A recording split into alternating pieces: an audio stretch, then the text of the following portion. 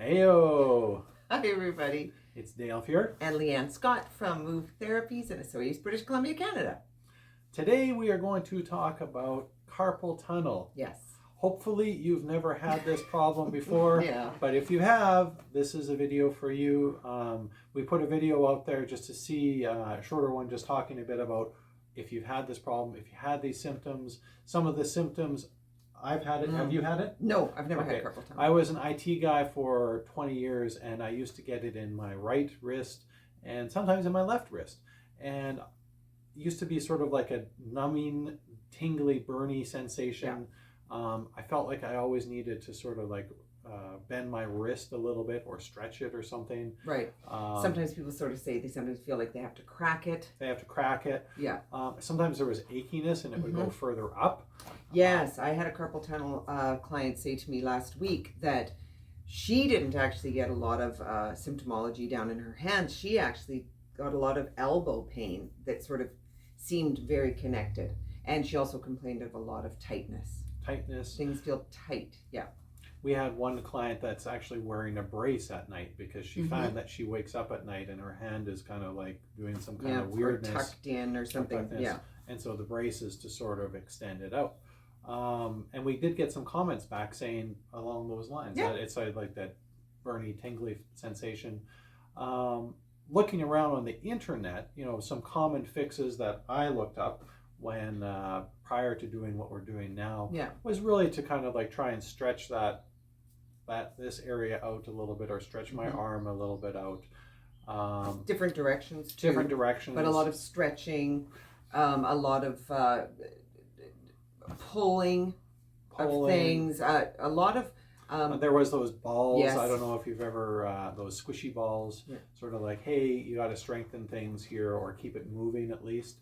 And that's see, I don't, that, you know, that makes sort of a little bit of sense to me, but it all seemed very extreme. It was like, take that far, take this far, squeeze as hard as you can. It all seemed to be a little bit more, the things I've found and read about have been things that they instruct to take something to the extreme and work it out, sort of type thing. And talking to our clients, because we've had a number of clients recently that have come in with this problem. Yeah. Some of the options that they brought to the table that they've looked at, surgeries. Yeah. So basically they do a surgery sort of in your middle of your palm here, and to try and, it's almost like they break the stuff off the tendon that's in there, or whatever, off the nerve bundle that's in there. I'm not sure exactly what the surgery is, but we don't perform the surgery. We don't do surgeries here. So we'll let that. Well, if you are interested in that, look into that. Google it. What was the other one that she was saying? They do some kind of hand creams. Numbing to numb the area. I've also been one of my clients also mentioned she was told to get a steroid shot or a cortisone shot. Pardon me, which has her physician that recommended that said it had some pros and cons. In fact, I will say that the people that we've talked to with the surgeries, the cortisone shots, the stretching stuff, they all came back with this could work for you, or it might not work at all. Yeah. So that, and for some people it did exactly that. Some people came to us and said it did help. What I did before did help, and other people said it didn't do anything. So that's why I've come to see you. So yeah. So then talking to them, and then sort of what this video is about is sort of exploring a little bit about what we do at Move Therapies. So some of the questions that we start off asking these clients is like, well, where do you think this problem is coming from? I know when I look back at my IT career, I thought it had something to do with like the height of my desk or the mouse I was using. I know the one lady that has it, she was a seamstress for a number of years. So it had something to do with using your hands. Concentrative, repetitive. Yeah, repetitive strain kind of disorder. I know a lot of piano players that get it. Piano players or guitar players, you know. Yeah. So there seems to be something about the repetition of it or whatever. And then talking a little bit about like, well, where do you think if, you know, I know because usually when we're presented with a problem, there's a symptom. In this case, I would say the symptom is carpal tunnel, or the problem that's happening in the wrist and the arm. The numbing, the tingling, the burning, but it's taking place localized, they're complaining about it in their wrist. But why is that problem happening? Like why? Because usually the symptom isn't where the issue is. Yeah. And so the symptom is just, it's really, I think it's the body's way of saying, hey, there's something wrong here. And then sometimes we do focus on the symptom and we think, oh, I need to do something with... I need to stretch that area. I need to work out that area. Yeah. Totally. And looking around a little bit more on the internet, and I did come across an article talking a bit about how stuff that's going on in your spine has an influence on what's happening in your hands and your arms. And legs. And legs, feet. yeah. And your extremities. And I did print off, and I'll just grab it here. So this, my favorite chart here, it's the Grey's Anatomy sort of like chart of the spine. It's not the television show. Not the television show.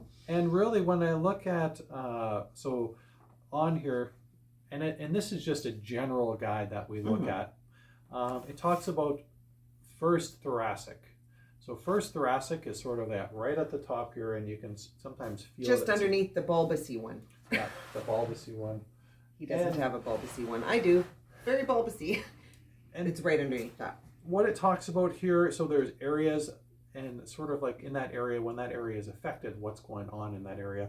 It's basically saying arms from the elbows down, including hands, wrists, fingers, esophagus, and trachea, which is interesting. And that would be the area that we find in our clients, and at least with these clients that we've worked on, and I know with myself, I always felt I always needed to roll things up here. It always felt like it was always tight here as well. Very tight in there. When you were having carpal tunnel issues, yeah. Also in there, in the chest. And most of our clients, when they first come in, this area, not all of our clients have carpal tunnel, but a lot of clients have tightness in their chest and definitely in the upper neck or the top part of some upper middle back. And remember, we won't bring Scully out for this one, but our skeleton, but remember that the vertebrae, okay, he's going to go get him. The vertebrae that is in the back, high back, travels from the spine. The ribs travel and they all attach to, he's going to be too tall. We'll pull him off. They travel, so here he is. So as an example, if you're tight, quote unquote, or whatever you was going to call it, having some uncomfortableness up in here in these first, second, and third thoracics, those ribs that come right off of that spine travel around behind the shoulder blades, under the armpits, and they come right around here into the front. This is the cartilage, just know that. And they attach right on the front. So a lot of people who have issues back here also have issues in the front because they're the same bones, they're the same ribs. And those are the guys that he was talking about from Grey's Anatomy that go straight down into, because they're right there, into the arms and end in the hands and wrist, which is where you get the pain. Which is where you get the symptoms of the symptoms. Carpal tunnel. Carpal tunnel. Which is kind of, I have read around a little bit about carpal tunnel, and not always, and sometimes they do describe it in that way. Yeah, they do. Yeah, a lot of physicians have said to our clients, well, what's going on up here and what's going on? And usually, and that's sort of where it ends. And even with this, it talks a little bit, these are the problems, this is where the problem is. But it doesn't really discuss too much about like, well, what would you do to kind of like make that problem go away? Yeah. Or to help that problem. And for most of our clients, again, we do focus on primarily on getting, so the big part of the human skull or human skull skeleton, these hips. That pelvis. And look at where the spine goes into a big section. Back your hands up just a second, sweetie. The big part of the spine, it lives in the pelvis. So what we tend to do is this part of most of our clients isn't really working that well. And when that part down here isn't doing its job per se, the top parts of the spine or of the skeleton do more of the work. Right. And those areas they get overworked. These are this part of the spine or this part of the body isn't as big as compared to the bottom part. And when that part up here is doing more of the work of reaching and grabbing for things, typing, and painting, the bottom part isn't involved in that action, then this gets tight. Yep. And then things like carpal tunnel and show up in the picture. Yep. And so our job as practitioners, as ABM practitioners, we try and get that area, so the lower part of the body, so the spine or the pelvis more involved in the action of moving. So then this top part doesn't have to do double its job and get tight like it does. Yeah. And it's the restriction of the nerves that's are causing some of the symptomology. The tingling, the numbness, yeah. So that's kind of interesting. So think about it. If you have carpal tunnel right now, what does the top part of your spine feel like? And because as I explained quickly, the ribs that are attached to that travel on the front, what does your chest feel like? And if you can't really feel it, that's one thing that we have to rectify. Yes. But also if you can feel it, but it feels very tight and very stuck, notice if you have numbness, tingling, stuff going down into your hand, and see, oh, if I soften and move here, does that actually take a little bit of the numbing and tinglingness away? Yes. Because a lot of times, as Dale said at the beginning of the video, where we get the pain isn't necessarily where the problem is. Yes. And I definitely have noticed with a number of carpal tunnel people that I've been working with lately, that the second I get sort of softness and movement in here, they will immediately say, even on the table, oh my gosh, my thumb, my hand, my pinky, my elbow feels so much better. Yes. Like, that's so weird. I'm like, it's not really that weird. They're directly connected. That old song, hip bone connected. It's very true. Very true. Yeah. So if you're interested in that kind of solution, where it's not just, it can be a surgery or it can be, like this cream or whatever, or if you're interested in sort of more of a longer term solution where getting more of yourself involved in moving, check us out. Yeah. This is what we offer at Move Therapies. I'm going to do another video on this where I go into even more detail.